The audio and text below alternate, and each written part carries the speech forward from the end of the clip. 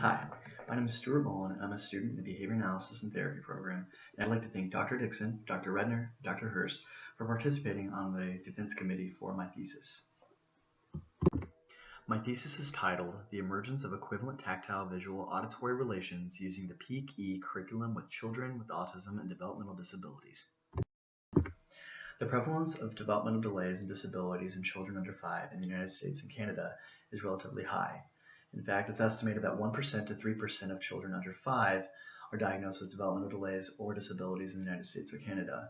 With 4 million children that are born each year, that is equivalent to 40,000 to 120,000 children that are diagnosed with developmental delays or disabilities each year.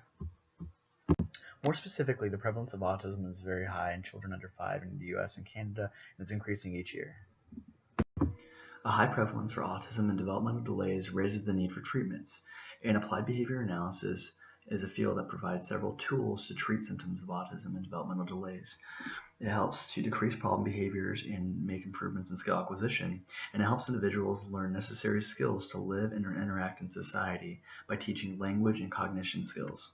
However, language is composed of complex relations, and therefore stimulus equivalence is needed in order for more complex derived relations to emerge. Stimulus equivalence is defined as the emergence of derived relational responding that occurs in the presence of a stimulus, and it's important because derived relations have been linked to language development. Stimulus equivalence is made up of 3 components. It's made up of reflexivity, which is defined as matching that has been generalized, symmetry, which is defined as derived bidirectionality of stimulus relations, and transitivity, which is defined as the emergence of a third derived relation. Within stimulus equivalence, cross-model training has been used to train relations across 2 or more sensory modalities, and research has found that it can be more effective in producing derived responses over classes than one sensory modality. And research has also found that equivalence can be achieved faster, and responses are generally more accurate when this is used.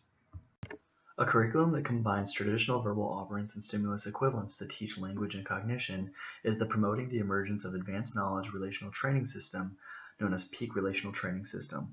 It's used to teach language skills by using applied behavior analysis and more specifically discrete trial training. The Peak Relational Training System is made up of 4 modules, but the Peak Equivalence module in particular uses differential reinforcement to transfer the function of the stimulus to another stimulus or discriminative stimulus.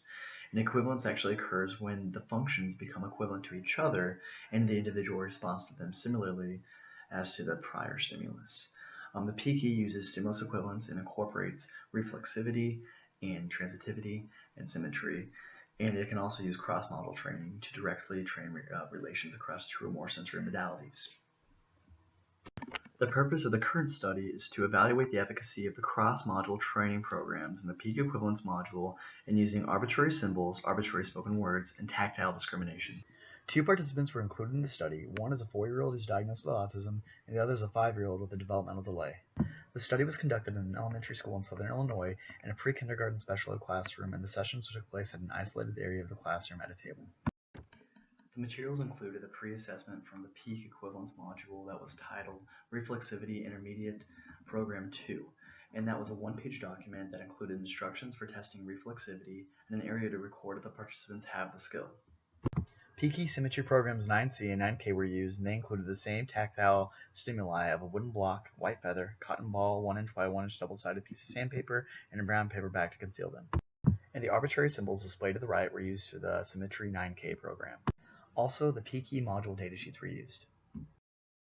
A concurrent multiple baseline design with an embedded multiple probe design was used. Auditory, tactile, and visual skills were included in the study in the form of arbitrary spoken words, tactile objects, and arbitrary symbols. In the pre-assessment reflexivity intermediate program 2 phase, the stimuli and the SD were provided, and the participant's response was recorded, and no prompts or reinforcers were provided to the participant following their response. During baseline, all symmetry, transitivity, and equivalence relations were tested, and no prompts or reinforcers were provided to the participant following their response. For the intervention phase of Symmetry Program 9C, the auditory to tactile relation was trained in the form of A to B, of arbitrary spoken words to tactile objects. First, the motivation was established prior to commencement. Then the implementer presented the SD to the participant and allowed the participant 3 seconds to respond. For a correct response, verbal praise and a tangible reinforcer was provided. For an incorrect response, the SD is represented that a prompt was provided. If a correct response occurred, then verbal praise was provided only.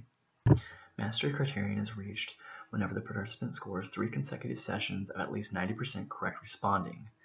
Once this occurs, then the derived relation of tactile to auditory, or B to A, is tested. If the participant scored less than 100% on the derived relation test, then the training session was repeated before the participant was tested again for the derived relation. This process was repeated until the participant scored 100% on the derived relation test.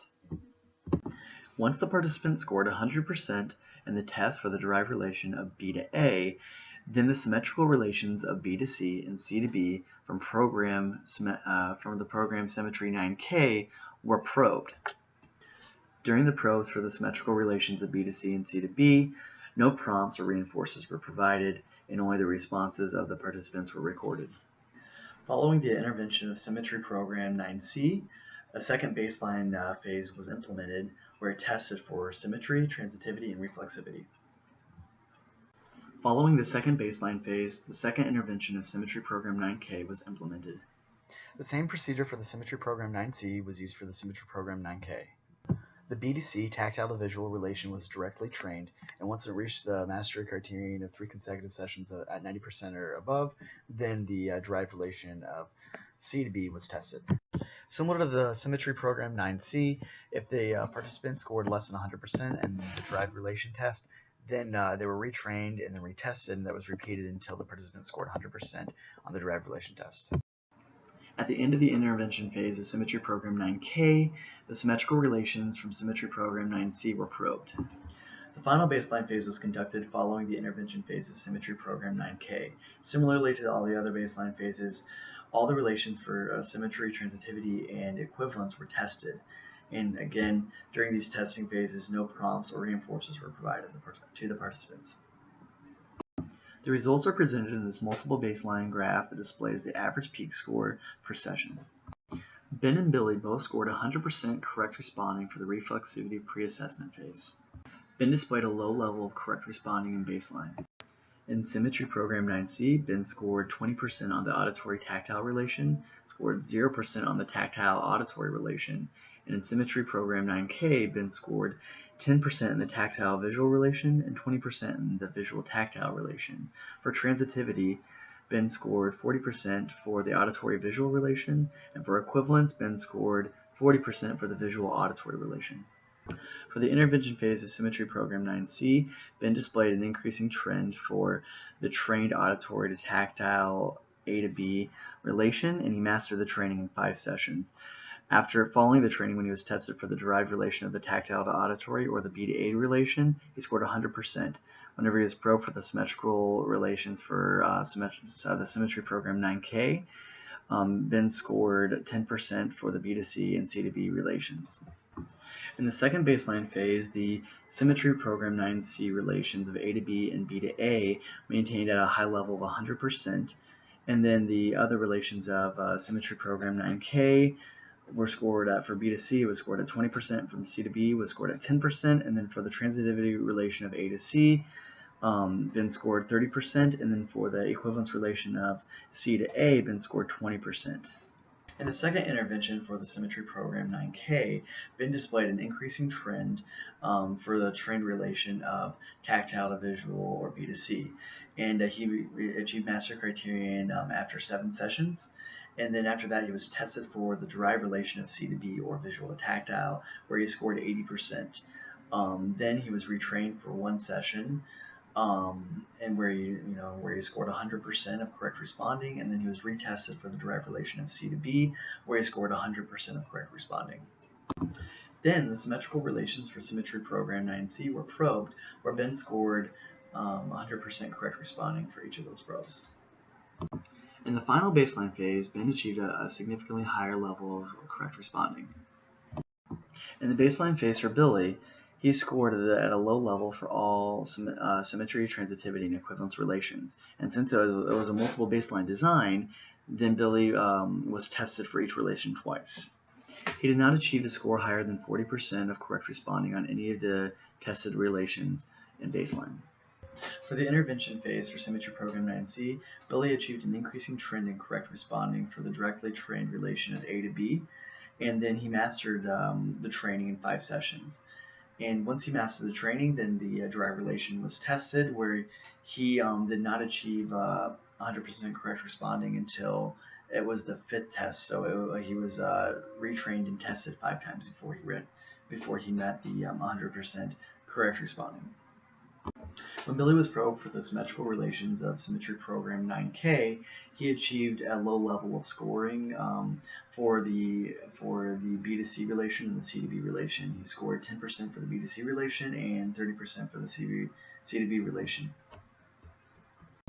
For the second baseline phase, Billy achieved a high level of correct responding for the symmetrical relations. For the directly trained A to B relation, he scored 100% correct responding. For the derived relation of B to A, he achieved a score of 100% correct responding as well. And for the symmetrical relations in Symmetry Program 9K, and for the relations in transitivity and equivalence, Billy achieved a low level of scoring at 20% for all of the other relations in that phase.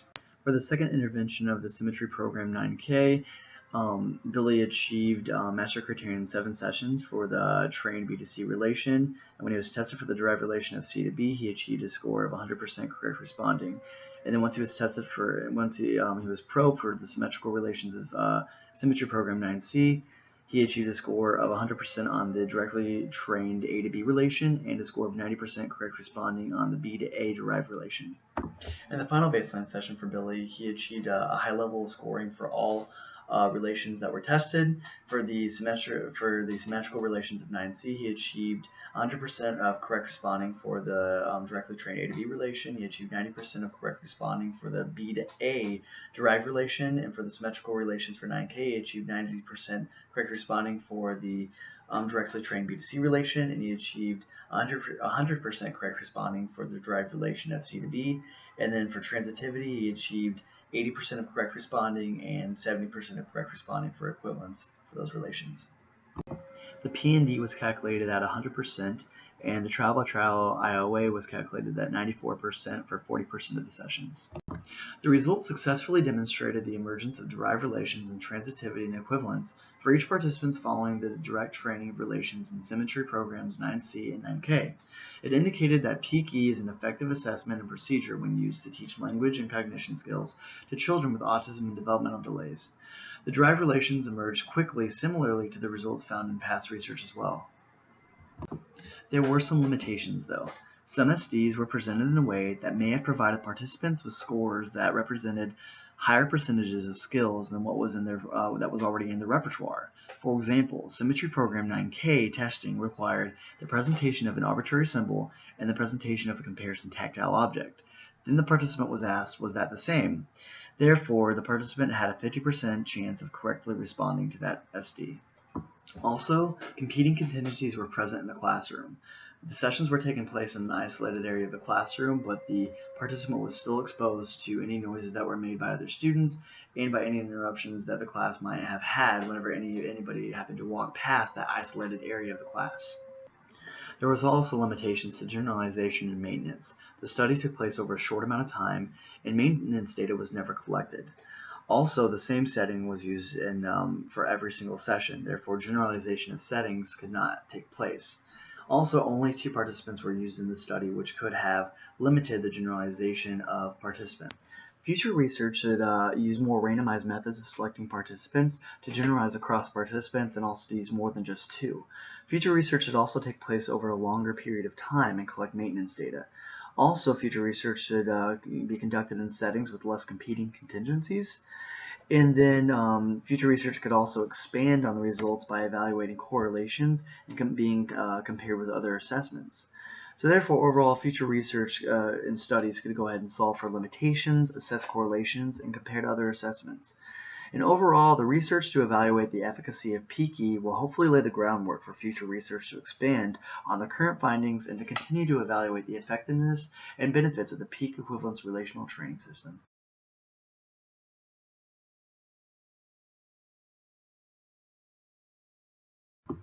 Lastly, I'd like to thank you, Dr. Dixon, Dr. Hurst, and Dr. Retner for reviewing my thesis. Thank you.